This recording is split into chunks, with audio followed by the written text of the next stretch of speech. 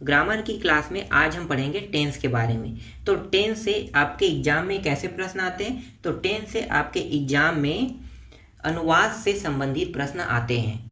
तो चलो शुरू करते हैं टेंस के क्लास। तो टेंस का अर्थ होता है काल।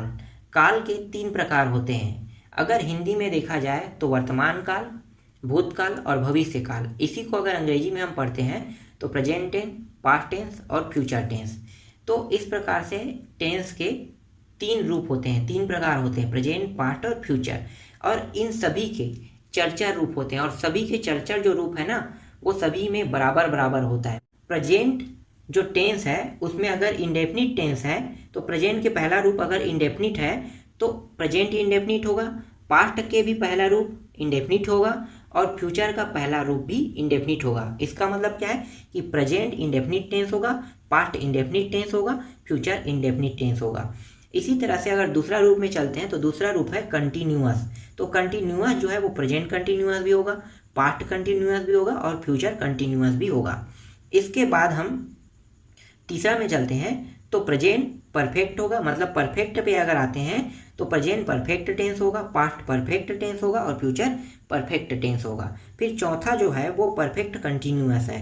तो अगर परफेक्ट कंटिन्यूअस पे जाते हैं तो प्रेजेंट परफेक्ट कंटिन्यूअस होगा, पास्ट परफेक्ट कंटिन्यूअस होगा और फ्यूचर परफेक्ट कंटिन्यूअस होगा। तो इस तरह से सभी के चर्चा रूप है, और सभी के चर्चा रूप, सबके चर्चा रूप है वो सभी में समान रूप से वितरण है। समझ में आ रहा है? समान रूप से वितरण है। तो चलो अब शुरू करते हैं क्लास को। तो सबसे पहले हम देखेंगे प्रेजेंट इंडेफिनिट टेंस को।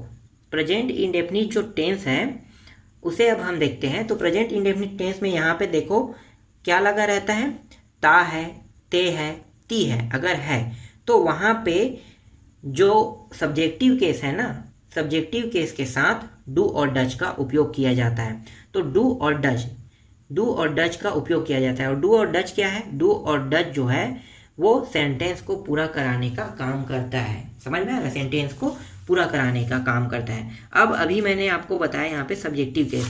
तो सब्जेक्टिव केस क्या होता है? तो यहाँ पे देख लो आप सब्जेक्टिव केस को। ये जो जितने आपको दिखाई दे रहे हैं ना, ये सब के सब सब्जेक्टिव केस है। I, we, you, he, she, that, they, ये सब के सब सब्जेक्टिव केस है। यहाँ पे सबका मीनिंग लिखा हुआ है। आई का मतलब मैं, वी का मतलब हम, यू का मतलब तुम और आप, ही का मतलब वह, सी का मतलब वह, दे और दैट, इट का मतलब होता है या, और दे का मतलब वे होता है।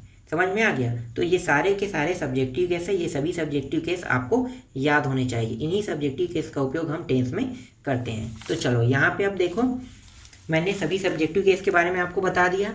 अब जब हम सब्जेक्टिव केस का उपयोग करेंगे तो किस सब्जेक्टिव केस के साथ कौन सा शब्द लगेगा वो हमें देखना है। तो चलो आगे बढ़ते हैं। डू के साथ आई और वी सब्जेक्टिव केस का उपयोग होगा, और डज के साथ बाकी जितने भी बच गए हैं उन सभी सब्जेक्टिव केस का उपयोग करेंगे।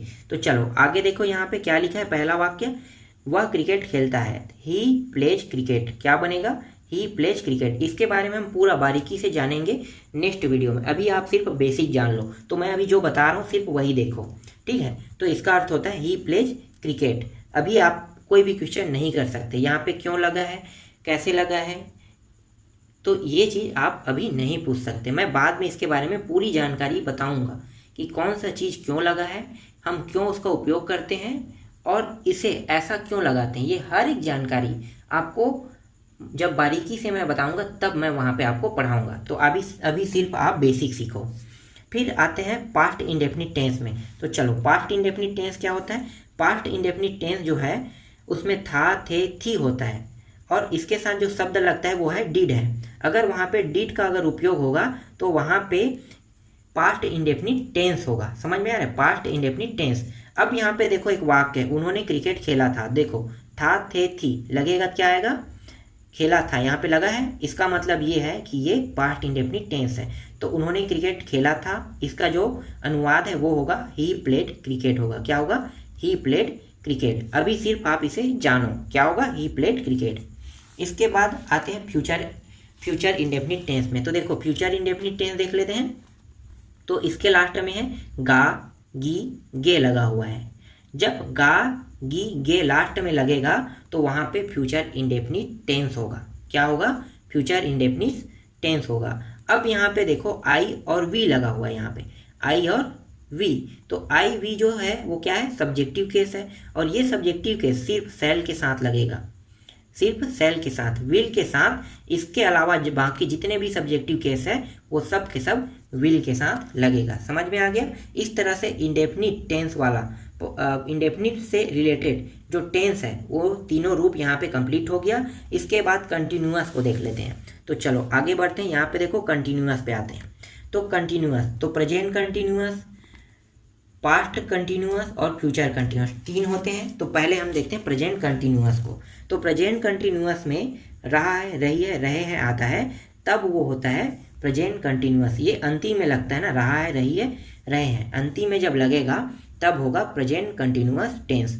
और इसके साथ जो सब्जेक्टिव केस है वो कौन से लगते हैं, देखो दिस, इट, ही, सी। जब दिस, इट, ही, सी का जब उपयोग होता है तो इज जो है इस शब्द का उपयोग होता है। अगर वहाँ पे आई और वी लगता है तो वहाँ पे एम का उपयोग होता है, और वहाँ पे अगर यू और दे आता है तो आर का हम उपयोग करते हैं। समझ में आ रहा है। ये सभी के सभी क्या है, ये सभी के सभी सब्जेक्टिव केस है। तो कब किसके साथ इन सभी का प्रयोग होगा यहाँ पे मैंने बता दिया हूँ। समझ में आ गया यहाँ पे। अब यहाँ पे देखो नीचे में सेंटेंस है, वह क्रिकेट खेल रहा है। इसका अर्थ क्या होगा, ही इज प्लेइंग क्रिकेट। तो यहाँ पे देखो सब्जेक्टिव केस क्या है, ही है, ही सब्जेक्टिव केस है। और देखो ही के साथ क्या लगना है, ही के साथ देख लो, ही यहाँ पे है, ही के साथ इज लगना है, इसीलिए यहाँ पे इज लगा है। और यहाँ पे लगा प्लेइंग क्रिकेट। यहाँ पे आईएनजी क्यों लगा है, यहाँ पे रहा है, रही है, रहे हैं, इसका अगर उपयोग होता है तो सभी में फर्स्ट फॉर्म में आईएनजी लग जाता है। इसी तरह से देखते हैं आगे पास्ट कंटिन्यूअस टेंस में देखते हैं। तो पास्ट कंटिन्यूअस टेंस में आओ तो यहाँ पे रहा था, रही थी, रहे थे। यहाँ पे रहा था, रही थी, रहे थे लगा हुआ है, तो ये अंतिम में लगेगा, तभी हम किसका उपयोग करेंगे, वास और वेयर का उपयोग करेंगे। अब देखो वास का उपयोग अगर हम करते हैं तो किसके साथ करेंगे, आई, ही, सी, इट, दिस। अगर ये सब्जेक्टिव केस है ना तभी वास का प्रयोग होगा। अगर इसके अलावा कोई दूसरा सब्जेक्टिव केस आएगा तो वेयर का हम उपयोग करेंगे। क्लियर होगा ये बात आपको। चलो आगे बढ़ते हैं। अब यहाँ पे देखो वह क्रिकेट खेल रहा था, वह क्रिकेट खेल रहा था, तो यहाँ पे होगा ही वाज प्लेइंग क्रिकेट। ध्यान देना ना। तो देखो यहाँ पे मैंने ही लिखा है, तो ही किसके साथ है, वास का, इसीलिए ही के साथ वास लगा है। इसके बाद देखो प्ले से प्लेइंग हो गया, आईएनजी लगा है। तो जो कंटिन्यूअस टेंस है ना उसमें वर्ब में सभी में आईएनजी लग जाता है, तो प्ले यहाँ भी प्लेइंग होगा क्रिकेट। समझ में आ गया। तो अभी हम पास्ट कंटिन्यूअस देख रहे हैं, अब हम फ्यूचर कंटिन्यूअस टेंस देखेंगे। तो फ्यूचर कंटिन्यूअस टेंस में वर्ब में सभी में present, past, future continuous tense में आईएनजी लगेगा ही लगेगा। ठीक, समझ में आ रहा है आपको। चलो अब देखो फ्यूचर कंटिन्यूअस टेंस में रहा होगा, रही होगा, मतलब रही होगी और रहे होंगे। इस तरह से अगर लास्ट में कंप्लीट कराने के लिए शब्द लग रहे हैं तो वहाँ पे आपको सेल बी और विल बी का उपयोग करना है। सेल जो है, सेल के साथ आई और वी का उपयोग हो रहा है। आप ध्यान दो, सेल बी, ठीक है, बी को भूल जाओ। सेल जो है इसके लिए आई वी का उपयोग होता है। इससे पहले वाले में भी मैंने बताया था, फ्यूचर में सेल के साथ आई वी, तो इसके साथ भी आई वी का ही उपयोग होगा और कोई दूसरा नहीं होगा। और बाकी के साथ विल बी का उपयोग होगा। तो बाकी सब्जेक्टिव केस जो है वो विल बी का उपयोग करेगा, सिर्फ आई वी जो है वो सेल का ही उपयोग करेगा। तो यहाँ पे देखो सेंटेंस क्या बन रहा है, वह क्रिकेट खेल रहा होगा। इसका अर्थ है he will be playing cricket. तो देखो ही, बाकी जो सब्जेक्टिव केस के साथ विल लगेगा, तो इसके साथ क्या लगेगा, विल लगेगा। आई और वी तो नहीं आ रहे हैं, यहाँ पे क्या आ रहा है, वी आ रहा है, यहाँ पे ही आ रहा है, तो ही आ रहा है तो मतलब विल बी लगेगा। तो ही, उसके बाद विल बी, उसके बाद प्लेइंग क्रिकेट। समझ में आ रहा है ये। चलो आगे बढ़ते हैं प्रेजेंट परफेक्ट टेंस के बारे में। तो यहाँ पे देखो चूका है, चूकी है, चूके हैं अगर आता है तो वहाँ पे हैज और हैव का प्रयोग होता है। और हैव जो है वो किस सब्जेक्टिव केस के साथ होता है, आई और वी के साथ, बाकी के साथ हैज का उपयोग करते हैं। तो यहाँ पे वाक्य उसने क्रिकेट खेला है, इसका अर्थ क्या होगा, अगर ट्रांसलेट करेंगे तो ही हैज प्लेड क्रिकेट। क्या होगा, ही हैज प्लेड क्रिकेट होगा। तो देखो यहाँ पे आई वी के साथ ही हैव लगेगा, लेकिन आई और वी यहाँ पे नहीं आया, इसलिए क्या आया है यहाँ पे हैज का उपयोग। क्यों, क्योंकि यहाँ पे ही जो सब्जेक्टिव केस है वो लगा है, इसीलिए यहाँ पे हैज का उपयोग हुआ है। और ये जो फॉर्म है ना perfect, perfect, present perfect, past perfect, future perfect, इन सभी में वर्ब का तीसरा रूप लगता है। इसीलिए यहाँ पे प्ले से यह क्या हो गया, प्लेड बन गया। समझ में आ रहा है, तीनों में लगेगा ये, तो क्या हो गया, प्लेड हो गया।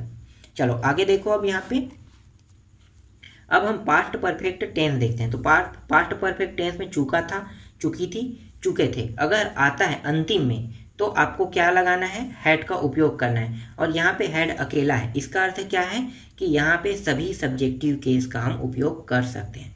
सभी के सभी सब्जेक्टिव केस हैड के साथ ही उपयोग होगा। क्यों, क्योंकि ये अकेला है। तो यहाँ पे अब फिर से नीचे में देखो, उसने क्रिकेट खेला था, इसका अनुवाद क्या होगा, ही हैड प्लेड क्रिकेट। क्या होगा, ही हैड प्लेड क्रिकेट होगा।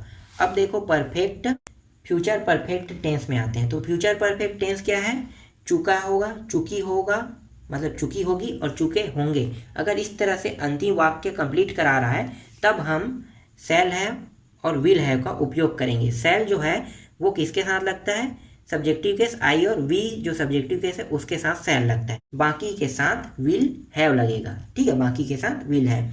तो यहाँ पे नीचे में देखो, वह क्रिकेट खेल चुका होगा, इसका अर्थ है ही विल हैव प्लेड क्रिकेट। तो देखो ही लगा है इसलिए यहाँ पे विल आएगा, और यहाँ पे क्या है, विल हैव है, तो ही विल हैव प्लेड क्रिकेट, और क्रिया का ये तीसरा रूप, और क्रिकेट खेल रहा है, तो वह क्रिकेट खेल चुका होगा। समझ में आ गया क्या लिखा है, वह क्रिकेट खेल चुका होगा, इसलिए यहाँ पे ही विल हैव प्लेड क्रिकेट होगा। समझ में आ गया। चलो आगे बढ़ें।